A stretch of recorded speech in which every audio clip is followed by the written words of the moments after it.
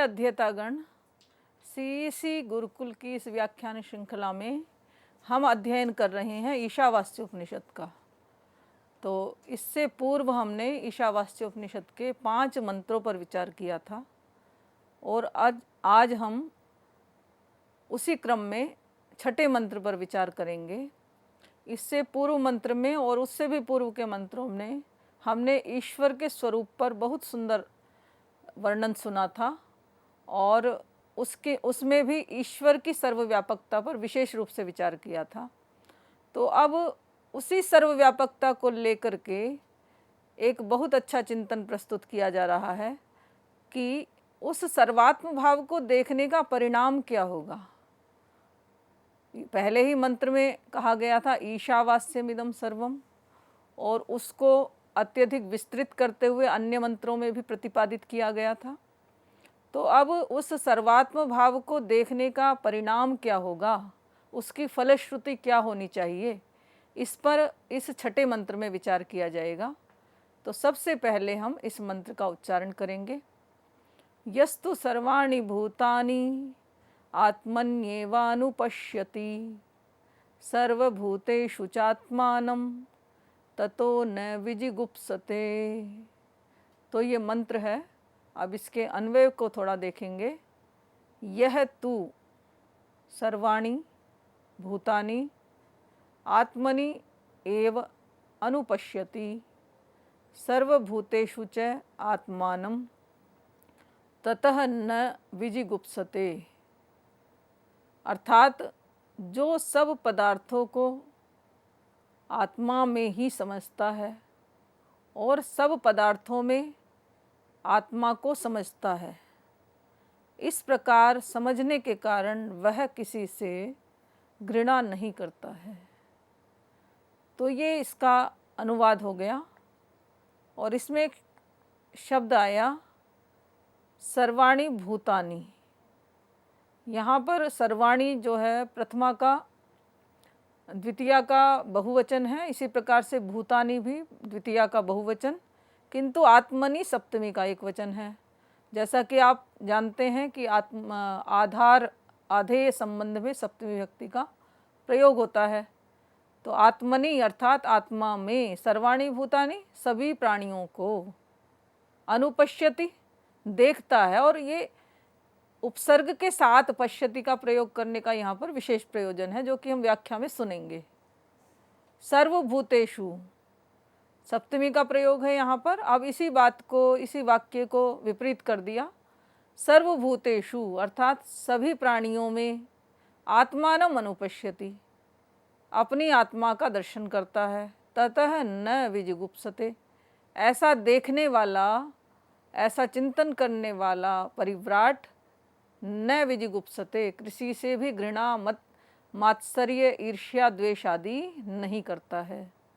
तो ये इसका सामान्य अर्थ हुआ। तो इसमें चिंतन ये किया गया है कि सबसे पहले तो हम जान लेते हैं कि इस मंत्र का अधिकारी कौन होगा।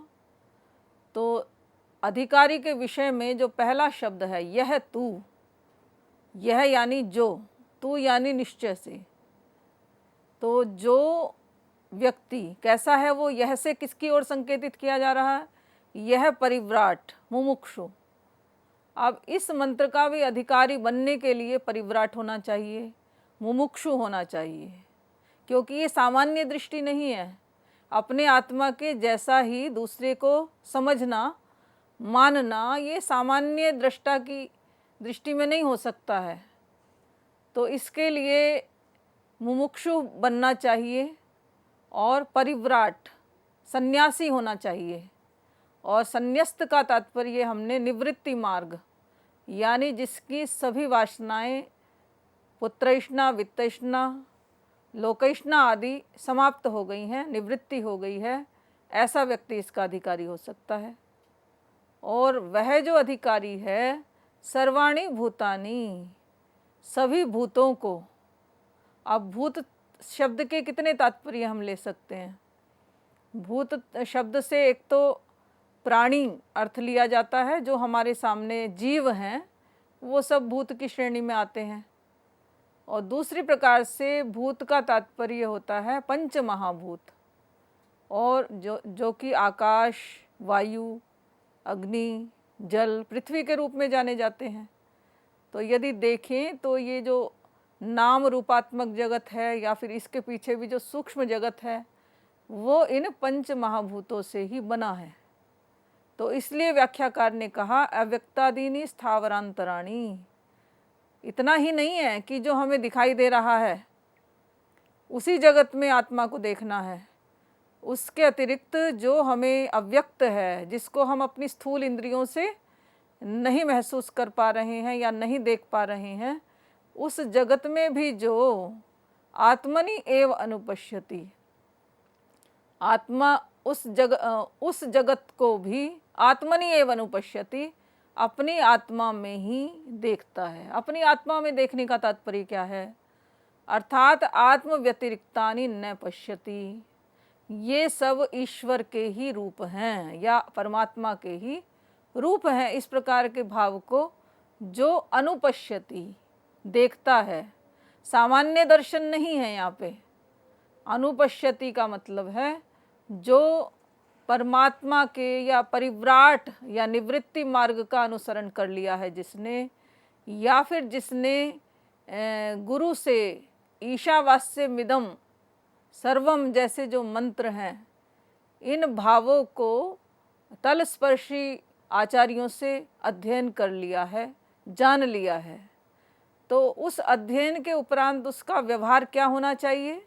आत्म व्यतिरिक्तानि न पश्यति। आत्मा के व्यतिरिक्त कुछ भी नहीं देखता है। मतलब जो सुख दुख का अनुभव या जैसा मुझे अपनी आत्मा को प्रतीत होता है वैसा ही इन प्राणियों में भी वही आत्मा है। इसलिए इस प्रकार दर्शन करने से क्या होगा?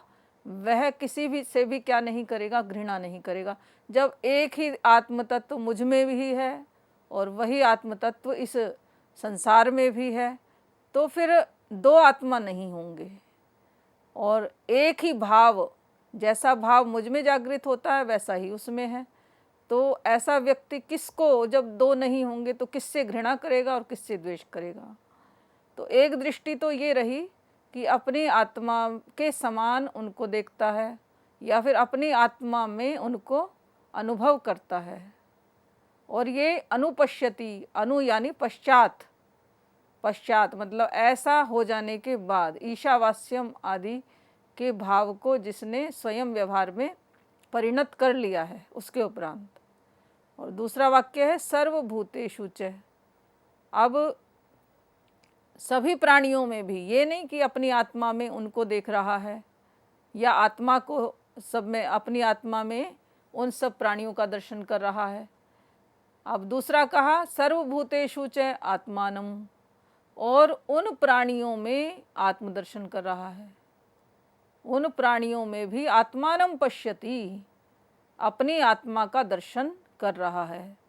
तेषाम अपि भूतानाम स्वम आत्मानम आत्मतत्वेन यथा अस्य देहस्य कार्य कारण संघातस्य आत्मा अहम सर्व प्रत्यय साक्षी भूतः चेतयिता केवलः निर्गुणः। अर्थात आत्मा का जो शुद्ध स्वरूप है, चैतन्य स्वरूप है, केवल है, निर्गुण है। तो यहाँ पर आचार्य शंकर अद्वैत दृष्टि को समझाना चाह रहे हैं कि वह जो आत्मा हमें अलग अलग दिखाई दे रहा है, किसी भी प्रकार का भेद दिखाई देना, तो वो द्वैत, यदि द्वैत होगा तो द्वैत के कारण ही सभी प्रकार का भेद साधक को दिखाई देगा या जो अज्ञानी व्यक्ति है उसको दिखाई देगा। किंतु जो साधक है, निवृत्ति मार्ग का जिसने अनुसरण कर लिया है, वो व्यक्ति कभी भी भेद दृष्टि नहीं करेगा। तो उसका परिणाम इस मंत्र में प्रतिपादित किया गया है। तो कहा उसको अनेन एव, इस कारण से ही स्वरूपेण अव्यक्तादीनां स्थावरांतानां अहमेव आत्मा इति सर्वभूतेषु च आत्मानं निर्विशेषम। तो इस कारण से जो जितने भी अव्यक्त संसार है या फिर जो व्यक्त हो गया है संसार, प्रकृति, संपूर्ण प्रकृति और अव्यक्त, जो सूक्ष्म हमारी अंतःकरण, मन, बुद्धि और जो अव्यक्त चीज़ें हैं इस प्रकृति की, तो उनमें अहमेव आत्मा, मैं ही आत्मा हूँ। सर्वभूतेषु च आत्मानम, और सब भूतों में भी मैं आत्मा हूँ। तो ये आत्मा की जो अद्वैत दृष्टि है उसकी ओर यहाँ पर संकेत करना चाहते हैं ऋषि। यह तो अनुपश्यति, जो ऐसा देखता है, सह ततः तस्माद एव दर्शनात्, ऐसे ही दर्शन से, जिसको ऐसी प्रज्ञा उपस्थित हो गई है या फिर जिसने ऐसा दर्शन कर लिया है जिसमें द्वैत भाव समाप्त हो गया है, तो फिर उसका परिणाम क्या होगा? न विजिगुप्सते, वो कभी भी किसी से घृणा नहीं करेगा। तो फिर हम देखते हैं, इसको उदाहरण के द्वारा हम समझ सकते हैं कि जैसे समुद्र में तरंगे उठती हैं, तो वो समुद्र में तरंगों का जो माध्यम है वो वास्तव में तरंगे क्या समुद्र से अलग हैं, समुद्र के जल से अलग हैं। तो जब सूक्ष्मता से हम विचार करते हैं कि तरंगे केवल तरंगों के रूप में प्रतीति है, वास्तव में वो जल ही है। और यदि जल को देखें कि क्या वो तरंगे हैं, तो उससे भी ये प्रतीत होता है कि जल भी क्या है? तरंग ही है। और जब हम बिल्कुल अद्वैत दृष्टि से विचार करते हैं कि तरंगे नहीं हैं, जल ही जल है, तो इस प्रकार का दर्शन सामान्य दृष्टाओं को नहीं होता है। वो इस जगत के नाम रूपात्मक जगत के आकर्षण में इसी को सत्य मानते हैं, क्योंकि इसके बिना व्यवहार हो नहीं सकता। और इस व्यवहारासक्त होने के कारण से इस जगत को ही सत्य मानते हैं और परमात्म तत्व को उससे व्यतिरिक्त मानते हैं। इसी कारण से भेद बुद्धि, और भेद बुद्धि के कारण से फिर क्या होता है? यह मेरा है, यह तेरा है, इस प्रकार की जो ईर्ष्या, द्वेष, मद, मात्सर्य आदि जो विकार हैं वो पनपते हैं। तो उस भेद दृष्टि को आचार्य यहाँ पर दूर करना चाहते हैं और कहते हैं कि वह जो योगी है, परिव्राट है, मुमुक्षु है, वह इस भेद बुद्धि को समाप्त कर देता है। उस अनुपश्यति, जब उसको आत्मज्ञान हो जाता है, आत्मज्ञान के पश्चात वह जो मुमुक्षु है उसकी भेद दृष्टि, दोष दृष्टि समाप्त हो जाती है और उसको क्या लगता है? आत्मै वेदम सर्वम, यह आत्मा ही सब कुछ है। गीता के 6 अध्याय में भी ठीक इसी भाव को कहा गया है श्लोक के द्वारा। सर्वभूतस्थमात्मानं सर्वभूतानि चात्मनि, अर्थात सभी भूतों में अपने आप को देखता है और अपनी आत्मा में सभी भूतों को देखता है। ईक्षते योग युक्तात्मा सर्वत्र समदर्शनः, जो योगी व्यक्ति है वह ऐसा दर्शन करता है। सर्वत्र समदर्शन है, वो सर्वत्र समदर्शी हो जाता है। तो ये समत्व का जो सिद्धांत है हमारी भारतीय संस्कृति का, ये कहेंगे कि ये प्राण तत्व है। और इसी प्राण तत्व को यहाँ पर फल के रूप में कहा गया कि ये जो भेद दृष्टि है इसके समाप्त हो जाने से न विजिगुप्सते, जब विवेक उपस्थित होता है तो किसी भी प्रकार की घृणा, ईर्ष्या कभी भी उत्पन्न नहीं होती है। तो इस मंत्र का बहुत सुंदर भाव यहाँ पे वर्णित किया गया है। प्राप्तस्य एव अनुवादः अयम सर्वा ही घृणा आत्मनः अन्यत दुष्टम पश्यतः भवति। हम देखते हैं कि सभी प्रकार की घृणाएं, मद, मात्सर्य आदि किसके कारण से उत्पन्न होते हैं, इसके पीछे का हेतु क्या है?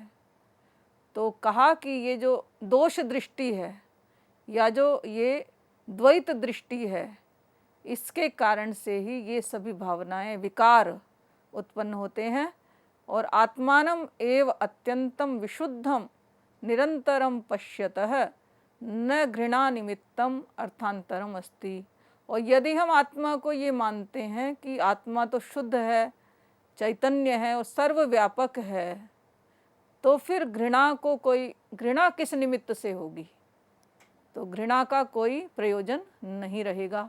इति प्राप्तम एव, ऐसा उसको विज्ञान हो जाने पर ही ततः न विजुगुप्सते, वह कभी भी घृणा नहीं करता है।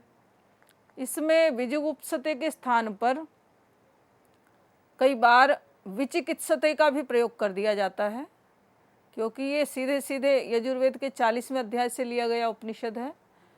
तो इसमें विजुगुप्सते का तात्पर्य घृणा नहीं करता है, ये भी है। और महर्षि दयानंद ने तो निंदित नहीं होता है, निंदा नहीं करता। न विजुगुप्सते अर्थात इस चराचर जगत की पीछे का जो कारण है ईश्वर, उसके इस भाव को देख करके व्यक्ति कभी भी निंदा नहीं करता है। तो ये भी एक अर्थ इसका किया जाता है। और विजुगुप्सते के स्थान पर विचिकित्सते ऐसा भी अर्थ किया जाता है। तो विचिकित्सते का तात्पर्य होगा कि संशय नहीं करता है।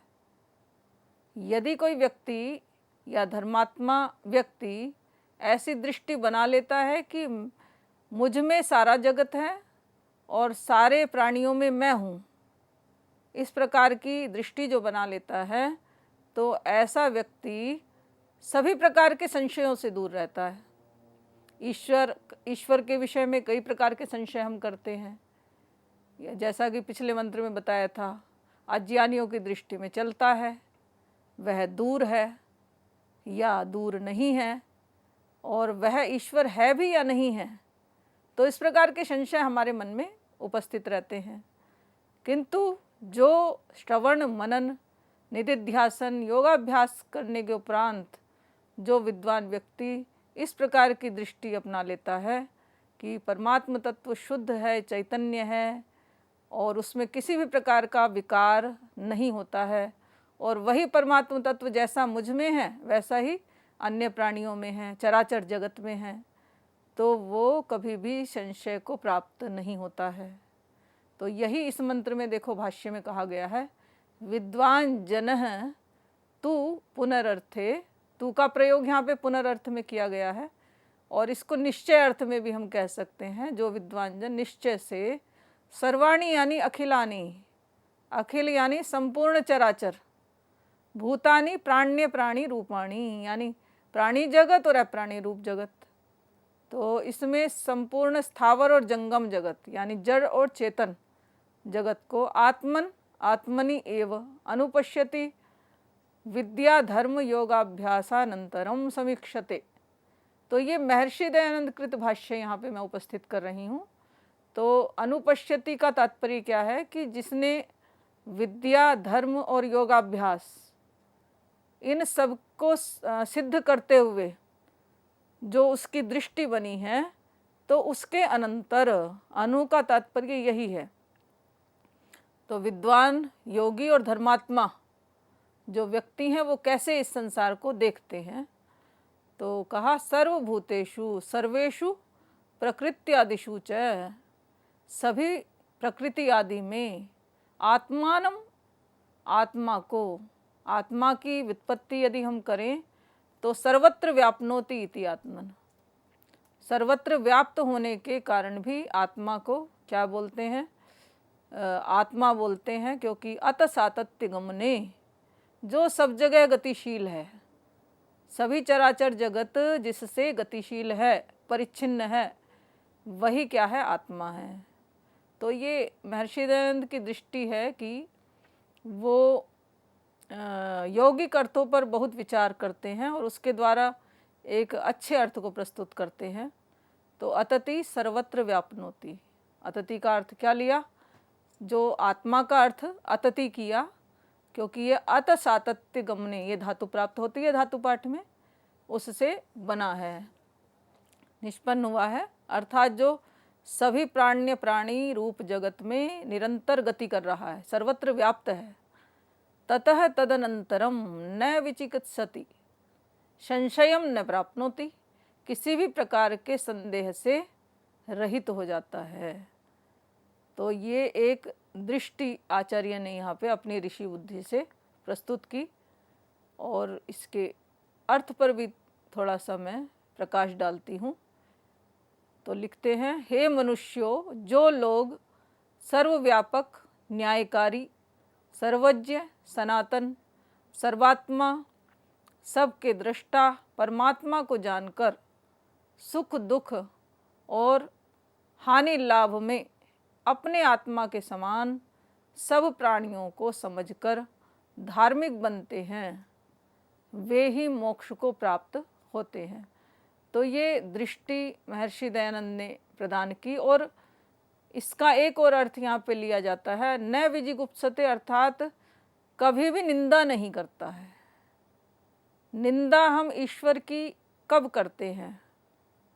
जब हम उसकी देखते हैं कोई सुखी है, कोई दुखी है, वो परमात्मा तत्व है भी या नहीं है। जब हमारे चित्त में अनेक प्रकार के संशय उपस्थित होते हैं। किंतु विद्याभ्यासी जब योग के द्वारा या निवृत्ति के द्वारा जब हम उस परमात्म तत्व पर चिंतन करते हैं सूक्ष्मता से, तो उन संदेहों की निवृत्ति जो है स्वतः हो जाती है। जैसा कि पिछले मंत्र में भी आया था, तद दूरे तद्वंति के तदंतरस्य सर्वस्य। तो ये ज्ञानी और अज्ञानी की दृष्टि से यहाँ पर वर्णन किया और उसका परिणाम बताया कि ऐसा जो व्यक्ति है वो सभी प्रकार के संशयों से दूर हो जाता है और वह किसी भी प्रकार की घृणा, द्वेष और मद मात्सर्य आदि में भी नहीं विचलित होता है, नहीं करता है। जब सब में ही आत्मदर्शन है, जैसी आत्मा मुझ में है वैसी ही सब में है, तो ये जो समत्व दृष्टि है ये इस मंत्र के द्वारा जो है बहुत ही विस्तार से यहाँ पर हमें समझनी चाहिए। ऐसी समदृष्टि रखने वाला जो साधक है उसको किसी से भी न तो ईर्ष्या हो सकती है, न घृणा हो सकती है और न द्वेष हो सकता है। परंतु क्या ये संभव है? तो ऐसा करना बहुत कठिन मार्ग है। किंतु निवृत्ति मार्ग का इसमें जैसे पिछले 2 मंत्रों में चर्चा की गई थी, एक है प्रवृत्ति मार्ग और एक है निवृत्ति मार्ग। यदि निवृत्ति मार्ग का अनुसरण करें तो हम इन संशयों में नहीं पड़ेंगे और इस मंत्र को हम जी सकते हैं वास्तव में। तो निवृत्ति मार्ग को बताया था कि जितने भी भोग हैं, आकर्षण हैं, ये हमें अपनी ओर आकर्षित करते हैं और इन विषयों से लुब्ध होकर के व्यक्ति इन आकर्षणों से तो परमात्मा से कोसों दूर चला जाता है और आत्मा परमात्मा जैसी जो व्यवस्था है उसको वो समझने में सक्षम नहीं होता है। तो ये जो ममत्व बुद्धि है उन निस्सार वस्तुओं के प्रति, उन वस्तुओं के मोह को कम करके ही व्यक्ति निवृत्ति मार्ग को प्राप्त कर सकता है। और निवृत्ति मार्ग के लिए कहा गया है, त्यागे नैकेन अमृतमानशुः। एक त्याग के द्वारा ही उस अमृतत्व को प्राप्त किया जा सकता है। तो त्याग की तो अपेक्षा यहाँ पर है, क्योंकि त्याग जब तक नहीं होगा तब तक विषय वासनाओं में ममत्व रहेगा, ये मेरा है, ये तेरा है। और वो ममत्व समाप्त करने के लिए निवृत्ति मार्ग का अनुसरण करना होगा। और ये जो इतनी ऊंची बात इस मंत्र में कही गई है कि सभी भूतों में अपने आप को देखता है और अपनी आत्मा में उन सभी प्राणियों का दर्शन करता है, तो तभी इस मंत्र को जिया जा सकता है, अन्यथा कोई मार्ग नहीं है। धन्यवाद।